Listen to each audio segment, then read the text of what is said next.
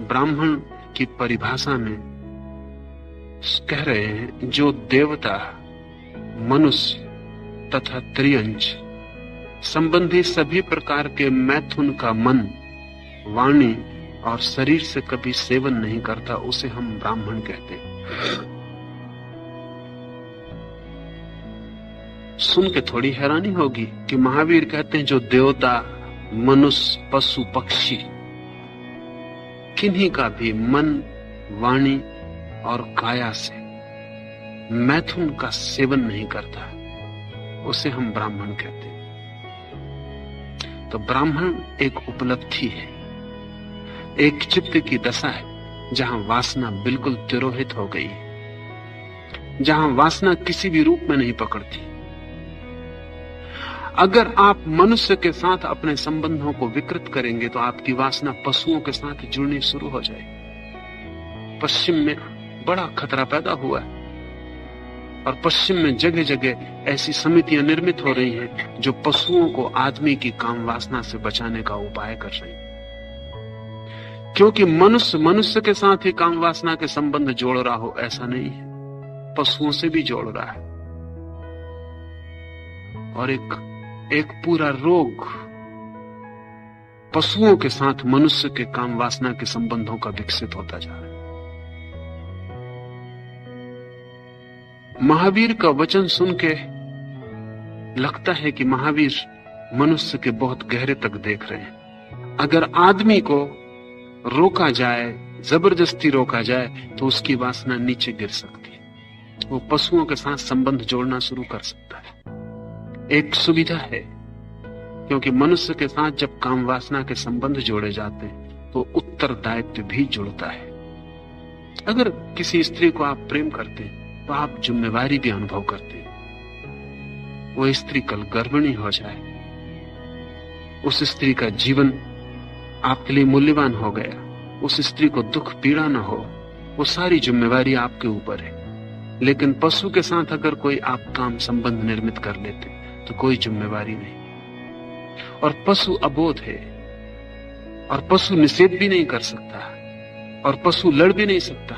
पश्चिम में कुत्तों के साथ इतने ज्यादा काम संबंध निर्मित हो रहे हैं कि जिसका कोई हिसाब नहीं। मनोवैज्ञानिक बहुत चिंतित हैं कि ये क्या हो रहा है, आदमी कैसे नीचे गिर रहा है। गिरने का कारण है क्योंकि मनुष्य और मनुष्य के बीच इतनी जटिलता हो गई है। पश्चिम में स्त्री और पुरुष के बीच संबंध इतना भारी मालूम पड़ता है, और उसमें इतना कल है और इतना उपद्रव है कि उस तरफ से आदमी हटा रहा अपने को। पशु तक भी बात नहीं है। अभी डेनमार्क में एक सेक्स फेयर था, एक काम वासना का मेला था, जिसमें स्त्री और पुरुषों के गुड्डे पूरे शरीर की माप के बेचे गए। इन गुड्डों में पूरी काम वासना का इंतजाम है और विद्युत का उपयोग किया गया है। स्त्री गुड्डे से पुरुष संभोग कर सकता है, और जब उस गुड्डे के स्तन को आप छुएंगे तो वो गुड़िया अपनी आंख बंद कर लेगी जैसा स्त्री अपनी आंख बंद करेगी। उसके स्तन में उभार आएगा, और जननेंद्रिय में विद्युत की व्यवस्था की गई है कि वो आपके वीर्य को शोषित कर लेगी। ठीक ऐसे ही पुरुषों के गुड्डे भी तैयार किए गए। पशु से ही नहीं, महावीर को ख्याल भी नहीं। महावीर ने 3 की गिनती गिनाई है, लेकिन उन्होंने ये नहीं गाया वस्तुओं के साथ भी मनुष्य काम संबंध निर्मित कर सकता है। मनुष्य का मैथुन इतनी प्रगाढ़ बात है कि उसे एक तरफ से हटाओ वो दूसरी तरफ से प्रकट होना शुरू हो जाता है। तो महावीर कहते हैं कि जो देवता, मनुष्य, त्रियंच संबंधी सभी प्रकार के मैथुन का मन, वाणी और शरीर से कभी सेवन नहीं करता, उसे हम ब्राह्मण कहते हैं। तब तो ब्राह्मण खोजना बहुत मुश्किल हो जाए। और जिन्हें हम ब्राह्मण कहते हैं उन्हें ब्राह्मण कहने का कोई अर्थ न रह जाए।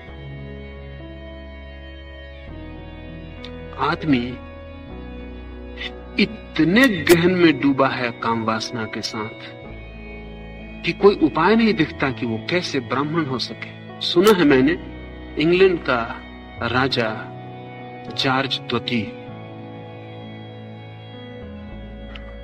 बहुत बुद्धिमान नहीं था और सारा काम, सारे राज्य की व्यवस्था उसकी पत्नी कैरोलिन ही संभालती थी। लेकिन इतना बुद्धिमान वो था कि कैरोलिन की बात मान लेता था सदा। कैरोलिन सुंदर थी, योग्य थी, प्रतिभाशाली थी, लेकिन असमय में उसका निधन हो गया। कुछ संघातक बीमारी, इलाज नहीं हो सका। मरते क्षण कैरोलिन ने सम्राट से कहा, आगे की व्यवस्था भी उसी को करनी थी। उसने कहा कि तुम मेरे मरने के बाद शीघ्र ही विवाह कर लेना। एक तो तुम बिना विवाह के रह ना सकोगे, दूसरा तुम्हें एक योग्य सलाहकार की भी जरूरत है, और तीसरे ये विवाह उपयोगी होगा अंतर्राष्ट्रीय संबंध निर्धारित करने में। तो तुम कहां विवाह करना, कौन कौन सी राजकुमारियां योग्य हैं और किन से संबंध बनाना राजनीतिक अर्थों में कीमती है। लेकिन जॉर्ज दोती जार जार आंसू गिराने लगा और उसने कहा कि नहीं, बिल्कुल नहीं। ये जीवन में उसने अपनी पत्नी को पहली बार नहीं कहा था। उसने कहा कि no, never, after you no wives. पत्नी बड़ी प्रसन्न हुई, उसने आंख खोली, लेकिन प्रसन्नता क्षण भर में खो गई, क्योंकि जॉर्ज आंसू बहा रहा था, छाती पे हाथ रखे था और कह रहा था नहीं, कभी नहीं, no more wives after you, only mistresses. कोई पत्नी नहीं, सिर्फ रखेली स्त्री।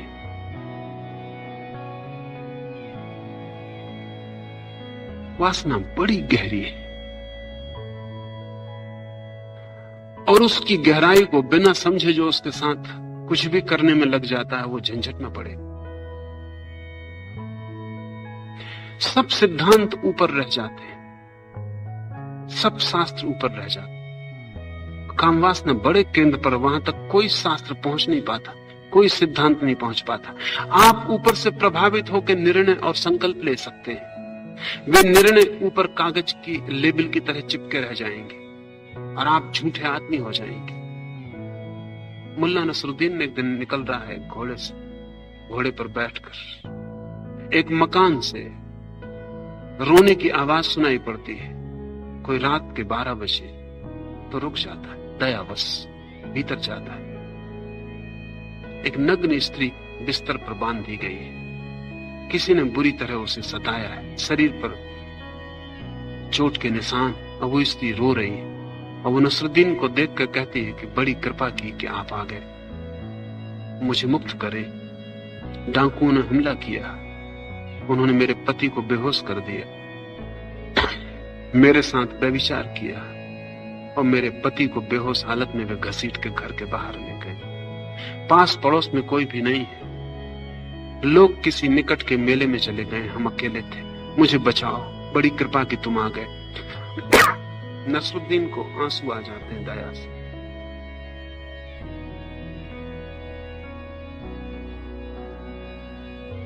उसे बड़ी पीड़ा होती, लेकिन बजाय स्त्री के बंधन खोलने के वो अपने कपड़े उतारना शुरू कर देता। वो स्त्री कहती है आप क्या कर रहे हैं? नसरुद्दीन कहता है कि माफ करें, excuse me lady, but this day is not lucky for you. आज का दिन तुम्हारे लिए सौभाग्यपूर्ण नहीं। मैं तुम्हें बचाना चाहता हूं,